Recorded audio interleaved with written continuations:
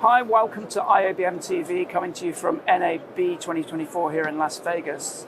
I am with Christophe Ponsart from Qvest. Nice to see you. You're the Executive Vice President, aren't you? Yes, sir, I am. Yeah, and I gather you're co-leader of the GenAI practice. Yes? I am. Very exciting times. Great. Lots moving. So tell me, from your perspective and from Qvest's perspective, what do companies need to keep in mind as they embark on implementing GenAI? Well, it's a great question. I think what you find is there's so much movement in GenAI right now, and it can apply to so many areas in the business. There's a lot of challenges trying to get one's arms around it, trying to understand what is GenAI, how does it work, and so forth, and where should I apply it first.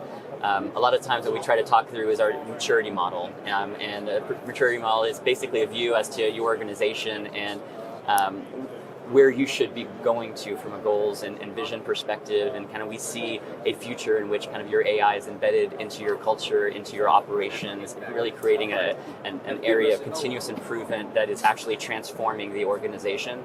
But before you get there, you have to figure out where to start. And basically it's kind of the crawl, walk, run scenario.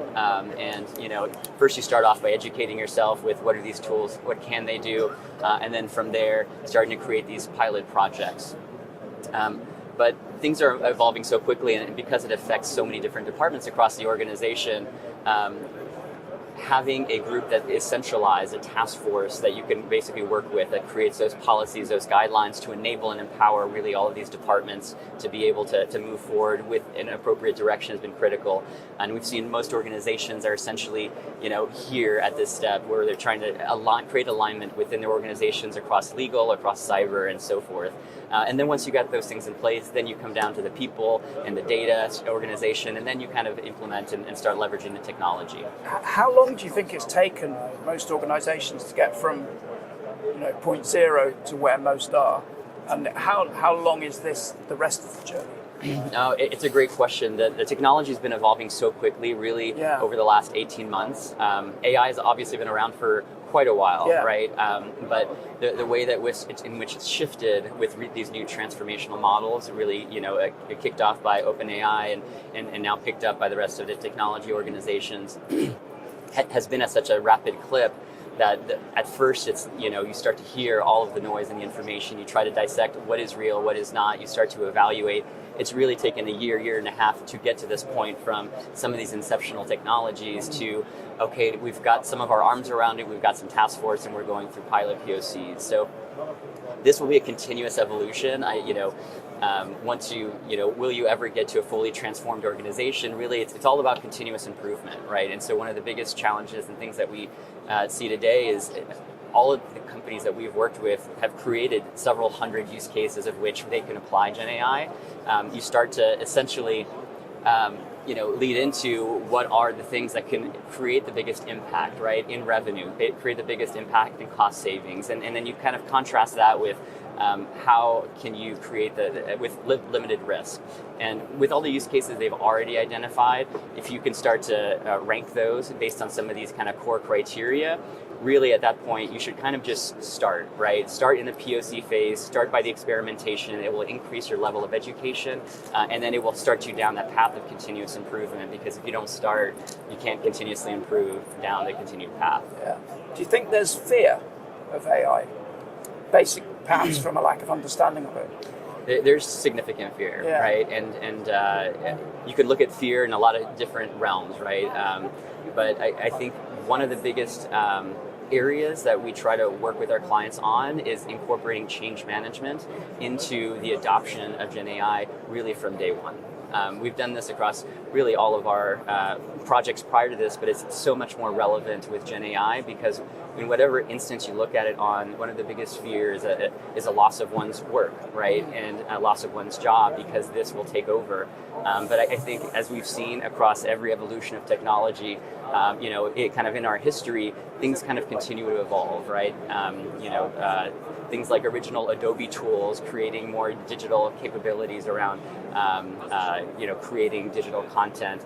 These are just kind of stepping stones into creating kind of more efficiency and then adding the capability for people to tell stories in a more compelling way, specifically to the audience that they're targeting.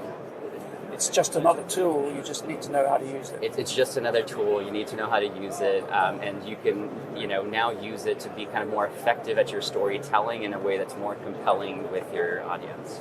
So, Christophe, how does Qvest fit into all of this? So you've spoken about how your customers are dealing with this issue. Yeah. What's Qvest's role in supporting them and helping them?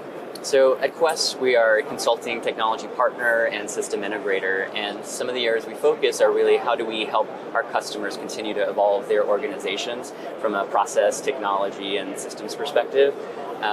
Some of the ways that we've been trying to address that is some of the accelerators we've built to help them realize some scenarios in which one can use GenAI. It can be used everywhere, so a lot of times trying to get groupings of use cases and capabilities aligned with technologies that can enable those end up being a really helpful thing. So these are some of the buckets and accelerators that we've created.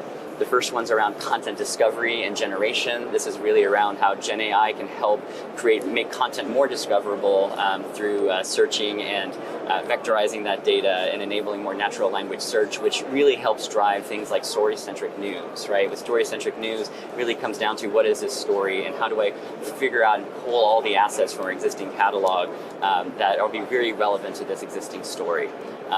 Some of the other areas include enterprise data access control and insights, where we've basically built a number of POCs around integrating co-pilots with enterprise data, so you can have one co-pilot to have access to all of your enterprise data regardless of which system it comes in. And then the last area is around transformation and data enhancements, which is using GenAI for some of this power of data transformation. So a lot of times you have a number of different systems, you're trying to migrate to a brand new platform or a brand new system. There's different metadata models or ontologies that those systems have, and they can be really great at helping to transform that data from one to the other. And we've also built a contract terms extraction tool, which is great for essentially pulling out all the key terms from contracts and being able to import those into a rights management system that a lot of our clients have. So these are all different elements that require different tooling. This area is more around custom development for the transformations. This area is around building co-pilot capabilities. And then the first one is where we leverage Kib, one of our workflow low-code tools, because the technologies are evolving so quickly in the media GenAI area that what you want to be able to do is plug and play all these different GenAI capabilities together and really build workflows and not spend a ton of time on a custom development. So Kib as a platform has been super helpful there for a low-code solution.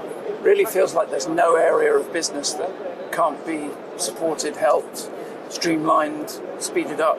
Yeah, there really isn't, which is a great thing, but it also is part of the challenge to getting off and running and coursing, creating your course towards a future more evolved and improved journey and company. Yeah. Christophe, we wish you the very best for the rest of the show. Thank you for your time. Thank you so much. It was great. And we'll see you soon on IABM TV.